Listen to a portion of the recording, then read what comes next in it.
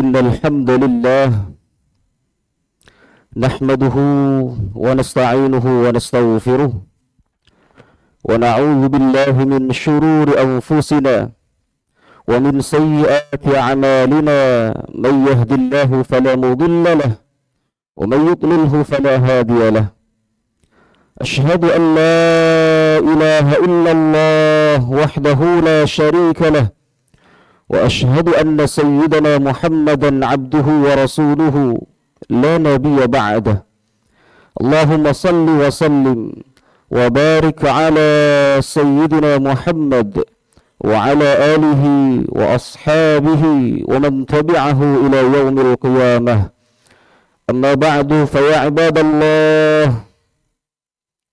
أوصيكم ونفسي بتقوى الله اتقوا الله اتقوا الله اتقوا الله حيث قال تعالى أعوذ بالله من الشيطان الرجيم بسم الله الرحمن الرحيم يا أيها الذين آمنوا اتقوا الله حق تقاته ولا تموتن إلا وأنتم مسلمون وقال رسول الله صلى الله عليه وسلم اتق الله حيثما كنت وأتبع السيئة الحسنة تمحها وخالق الناس بخلق حسن.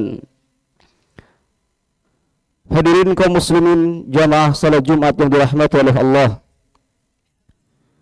syukur alhamdulillah mari kita ungkapkan dengan penuh kesadaran dari hati kita yang paling dalam. Kita ucapkan alhamdulillah dalam hati kita, ya Allah alhamdulillah, syukur alhamdulillah ya Allah, saat ini kau masih izinkan kita termasuk orang-orang yang kau berikan nikmat sehat. Alhamdulillah ya Allah, bahwa saat ini kau masih berkenan menerima kita untuk menjadi tamunya di rumahnya.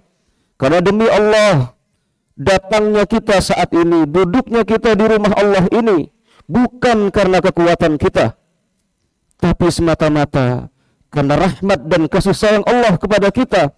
Allah masih berkenan melihat wajah kita datang ke rumahnya menjadi tamunya. Maka kita bersyukur kepada Allah.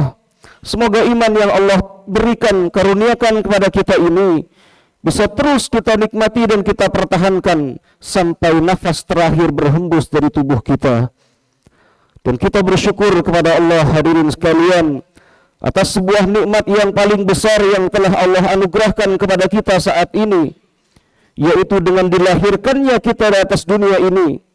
Kita terlahir hidup di dunia ini bukan hanya sekedar sebagai orang yang beriman, tapi di atas itu bahwa sebelum kita menjadi beriman, kita telah ditakdirkan oleh Allah, ditulis takdirnya untuk lahir ke dunia menjadi umatnya Rasulullah sallallahu alaihi wasallam. Kata Allah, "Qul bi fadlillahi wa bi rahmatihi fa bidzalika falyafrahu huwa khairum mimma yajma'un." Katakanlah, dengan datangnya karunia dan rahmat dari Allah, maka dengan itu hendaklah kalian berbahagia, kata Allah.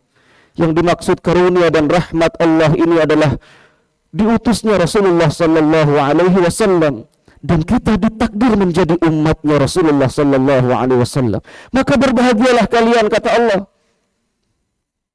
Bagaimana mungkin kita tidak bahagia? Kita menjadi umat Rasulullah dan kita tidak pernah meminta kepada Allah, tapi Allah takdirkan kita menjadi umatnya Rasulullah. Bahkan Nabi Musa pernah meminta kepada Allah agar ia terlahir lagi ke dunia menjadi umatnya Rasulullah, tapi Allah tidak mengabulkannya. Inni istafaituka 'alan nasi bi risalati wa bi kalami. Kata Allah, cukup Musa, cukup kau menjadi nabi bagi kaummu. Artinya hadirin kaum muslimin jamaah salat Jumat yang dirahmati oleh Allah, posisi kita sebagai umat Rasulullah sallallahu alaihi wasallam adalah posisi yang sangat mulia, yang bahkan didambakan oleh nabi-nabi Allah. Maka bersyukurlah kita menjadi umatnya Rasulullah sallallahu alaihi wasallam, seorang nabi yang mencintai umatnya dengan begitu besar bahkan sebelum kita lahir ke dunia. Kita menjadi umat seorang nabi yang begitu detail memikirkan nasib kita sampai nanti kelak kita menghadap Allah Subhanahu wa taala. Kita ambil contoh, misalkan kita diperintahkan oleh Allah untuk melaksanakan salat 5 waktu dalam sehari. Namun tahukah kita hadirin sekalian, bahwa dalam salat kita, jika kita buka kitab-kitab fikih apapun dan dimanapun, kita tidak akan pernah menemukan bahwa khusyuk menjadi rukun dalam salat kita. Kita tidak akan pernah menemukan bahwa khusyuk adalah menjadi syarat sah seseorang untuk salat. Kenapa bisa demikian? Semata-mata kalau kita lihat kembali sejarah, kita lihat hadis Rasulullah Sallallahu Alaihi Wasallam, ini karena saking cintanya, saking sayangnya Rasulullah Sallallahu Alaihi Wasallam pada kita. Maka kata Rasulullah, "Sallu kama ra'aitumuni usalli." Salatlah kalian sebagaimana kalian melihat aku salat. Sahabat melihat Rasulullah mengangkat tangan, sahabat melihat Rasulullah ruku, sujud, dan tidak ada satupun sahabat yang bisa menilai dan melihat khusyuknya Rasulullah Sallallahu Alaihi Wasallam. Maka kalau kita lihat dalam kitab-kitab fikih manapun, khusyuk tidak pernah menjadi syarat ataupun rukun dalam salat kita. Kita takbir, ruku, sujud, kemudian salam, cukup baca Fatihah dan tahiyat, sah salat kita. Kenapa?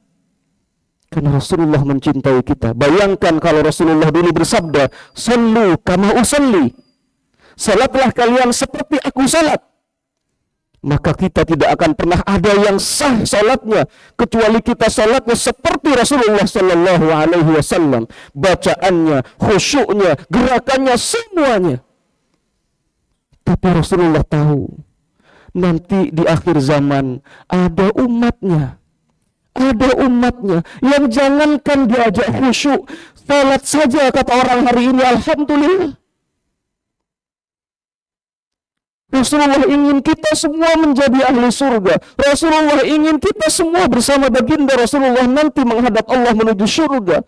Rasulullah ingin semuanya kita menjadi orang yang memiliki identitas sebagai umatnya Rasulullah Sallallahu Alaihi Wasallam. Maka apapun keadaan dalam kehidupan kita, jangan pernah tinggalkan salat. Karena dengan salat kita itu menjadi tanda bahwa kita adalah hamba Allah, menjadi tanda bahwa kelak kita akan diakui sebagai umatnya Rasulullah Sallallahu Alaihi Wasallam. Maka dalam sebuah riwayat ketika Rasulullah bermain dengan cucu-cucunya Hasan dan Husain, Rasulullah kalau bertemu Hasan dia cium bibirnya, kalau Rasulullah bertemu Husain dia cium lehernya, sampai Husain merasa cemburu dan mengadu pada ibunya Sayyidah Fatimah. Sayyidah Fatimah mengadu kepada Rasulullah Sallallahu Alaihi Wasallam, "Wahai Rasulullah, sesungguhnya cucumu merasa iri, merasa pilih kasih karena engkau ketika bertemu Hasan kau mencium bibirnya, sedang kau bertemu Husain kau cium lehernya." Mendengar itu Rasulullah menangis sejadi-jadinya. Dia berkata, "Wahai putriku Fatimah, aku melakukan itu bukan karena aku ingin pilih kasih pada cucuku, tapi karena aku tahu bagaimana nasib akhir hayat mereka. Aku melihat," kata Rasulullah, "Hasan cucuku ini nanti akan mati karena dia diracun oleh musuh Allah. Maka aku cium bibirnya. Sedangkan Husain nanti dia akan mati karena terpenggal kepalanya. Maka aku cium dia lehernya." Ibu mana yang tidak sedih mendengar nasib anaknya seperti itu? Kakek mana yang tidak sedih melihat nasib cucu kesayangannya akan seperti itu? Maka Fatimah meminta pada Rasulullah, "Ya Rasulullah, bukankah kau seorang Rasul, seorang Nabi, kekasih Allah? Mintalah kepada Allah agar cucumu tidak seperti itu nasibnya." Kata Rasulullah, "Kalau aku mau bisa, wahai Fatimah, tapi aku tidak mau." "Kenapa ya Rasulullah?" "Karena aku simpan doaku ini nanti untuk umatku," kata Rasulullah, "nanti di yaumil qiyamah." Begitu cintanya Rasulullah kepada kita. Yang menjadi pertanyaan sekarang, Bapak hadirin sekalian, adakah cinta kita kepada Rasulullah Sallallahu Alaihi Wasallam? Pernahkah saat kita mendengar namanya bergetar hati kita, rindu ingin berjumpa dengannya? Atau saat kita mendengar namanya kita merasa biasa-biasa saja? Pernahkah kita tiba-tiba merenung mengingat Rasulullah, ingin sekali berselawat kepadanya? Pernahkah sehari jika kita tidak berselawat kepadanya ada rasa gelisah dalam hati kita? Kata Rasulullah, "Man ahabbani kana ma'i fil jannah." Siapa yang mencintaiku nanti akan bersamaku di surga. Hadirin, lihat hadis ini. Ini adalah hadis bentuk cinta dan kasih sayang Rasulullah pada kita umatnya akhir zaman. Rasulullah katakan, man ahabbani, siapa yang mencintaiku. Dalam bahasa Arab, kalimat cinta itu bukan hanya mahabbah.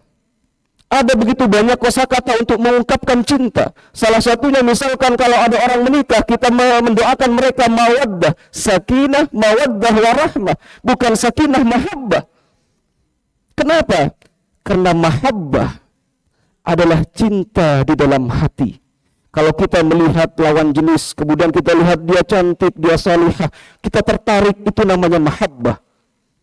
Tapi kalau kemudian kita tertarik, kita cari informasi tentang wanita tersebut, kita datangi rumahnya, kita lamar, kita nikahi, itu namanya mawaddah. Cinta yang diaplikasikan dalam perbuatan. Untungnya Rasulullah menyampaikan, man ahabbani, siapa yang mencintaiku, cukup ada cinta di hati saja, kata Rasulullah, kau umatku dan akan bersamaku di surga. Bayangkan kalau Rasulullah mengatakan man waddani, maka kita tidak akan pernah dikatakan mencintai Rasulullah sebelum kita meneladani semua akhlak Rasulullah sallallahu alaihi wasallam. Maka kata Rasulullah, syafaati li ahlil kabair min ummati, syafaatku juga untuk umatku yang para pelaku pendosa besar itu. Maka kalau kita hari ini merasa sebagai pendosa besar, jangan pernah khawatir. Selama kau masih memiliki cinta kepada Allah, memiliki cinta kepada Rasulullah sallallahu alaihi wasallam, kau masih memiliki identitas bahwa kau nanti akan mendapatkan syafaat Rasulullah sallallahu alaihi wasallam. Maka mari kita tanyakan dalam diri kita masing-masing, sudahkah tumbuh cinta itu? Cinta saja. Kalau kita mendengar nama orang kita cintai, maka bergetar hati kita. Saat mendengar nama Muhammad sallallahu alaihi wasallam, sekarang tanya diri kita, ada atau tidak getaran itu? Kalau ternyata kita sudah puluhan tahun hidup mengaku cinta Nabi Muhammad, bahkan getaran kecil itu saja tidak pernah ada, mulai hari ini, mumpung kita masih hidup, mari kita tanam cinta itu dalam hati kita. Jangan sampai kita merasa mencintai, ternyata cinta kita cinta palsu. Ketika kita mati, ternyata tidak ada cinta itu di hati kita. Maka mumpung kita hidup, setidaknya mari kita mulai tanam cinta itu. Cari segala sesuatu yang membuat kita semakin kenal kepada Rasulullah. Perbanyak lisan kita bersalawat kepada Rasulullah. Maka pelan-pelan cinta itu akan tertanam. Dan pelan-pelan kemudian kita terus bersalawat pada Rasulullah. Akan tumbuh subur cinta itu. Dan cinta inilah yang kemudian kata Rasulullah nanti akan melahirkan akhlakul karimah. Dari cinta inilah yang kemudian nanti akan menghasilkan yang disebut dengan ketakwaan dalam kehidupan kita. Karena takwa, kata Rasulullah, at-taqwa hahuna. Rasulullah menunjuk dadanya. Takwa itu di sini, kata Rasulullah. Maksudnya apa? Takwa itu seharusnya adalah perbuatan yang dimulai dengan cinta. Maka kalau orang tumbuh cinta dalam hidupnya pada Allah, tumbuh cinta dalam hatinya kepada Rasulullah, maka amalnya, segala perbuatannya dalam hidupnya akan berbuah dengan yang namanya takwa. Karena orang yang cinta, dia hanya akan berbuat, hanya akan melakukan sesuatu jika sesuatu itu disukai oleh orang yang dia cinta. Sebaliknya, dia tidak akan melakukan apapun perbuatan yang kalau perbuatan itu dia lakukan membuat yang dicintai kecewa kepadanya. Inilah kenapa kita merasa berat dalam beribadah, berat dalam beramal. Kenapa? Masalahnya satu, karena kita belum mengenal cinta di hati kita.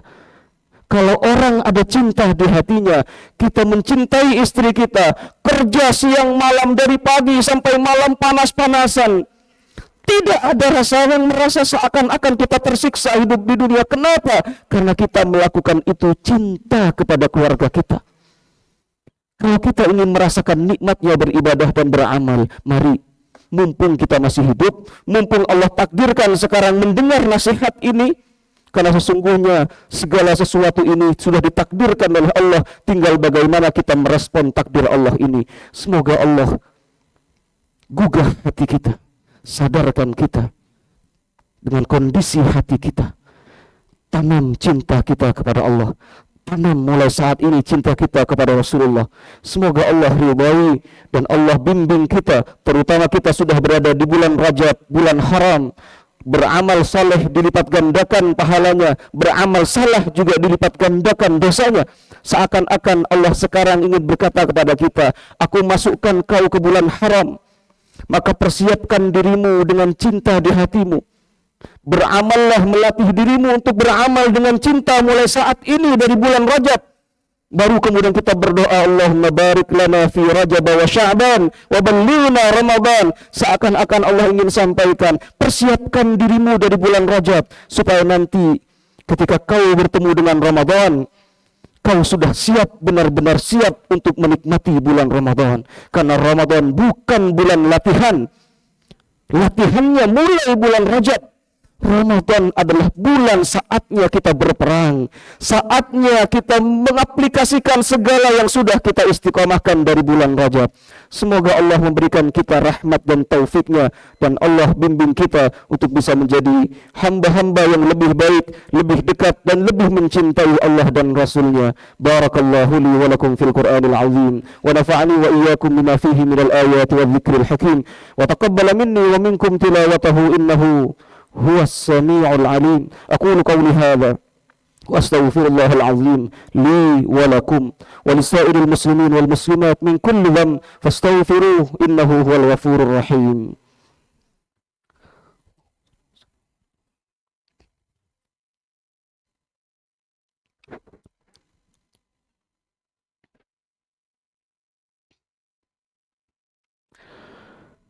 الحمد لله الحمد لله الحمد لله والصلاة والسلام على رسول الله سيدنا وحبيبنا ومولانا محمد ابن عبد الله وعلى آله وأصحابه ومن تبعه إلى يوم القيامة. أشهد أن لا إله إلا الله وحده لا شريك له، وأشهد أن سيدنا محمدا عبده ورسوله لا نبي بعده. أما بعد فيا عباد الله اتقوا الله اتقوا الله اتقوا الله. وقال تعالى يا أيها الذين آمنوا اتقوا الله وقولوا قولا سديدا يصلح لكم أعمالكم ويغفر لكم ذنوبكم ومن يطع الله ورسوله فقد فاز فوزا عظيما. وقال تعالى إن الله وملائكته يصلون على النبي يا أيها الذين آمنوا صلوا عليه وسلموا تسليما. الصلاة والسلام عليك يا رسول الله. اللهم صل على سيدنا محمد وعلى آل سيدنا محمد كما صليت على سيدنا إبراهيم وعلى آل سيدنا إبراهيم، وبارك على سيدنا محمد وعلى آل سيدنا محمد كما باركت على سيدنا إبراهيم وعلى آل سيدنا إبراهيم في العالمين إنك حميد مجيد. اللهم اغفر للمسلمين والمسلمات والمؤمنين والمؤمنات الأحياء منهم والأموات إنك سميع قريب مجيب الدعوات يا قاضي الحاجات. اللهم اغفر أمة سيدنا محمد، اللهم ارحم أمة سيدنا محمد، اللهم اجبر أمة سيدنا محمد، اللهم انصر أمة سيدنا محمد. ربنا تقبل منا إنك أنت السميع العليم، وتب علينا يا مولانا إنك أنت التواب الرحيم. يا مقلب القلوب ثبت قلوبنا على دينك وعلى طاعتك وعلى حفظ كتابك وعلى محبة رسولك صلى الله عليه وسلم. ربنا آتنا في الدنيا حسنة وفي الآخرة حسنة وقنا عذاب النار. عباد الله إن الله يأمر بالعدل والإحسان وإيتاء ذي القربى وينهى عن الفحشاء والمنكر والبغي يعظكم لعلكم تذكرون. فاذكروا الله العظيم يذكركم واشكروه على نعمه يزدكم واسألوه من فضله يعطكم ولذكر الله أكبر.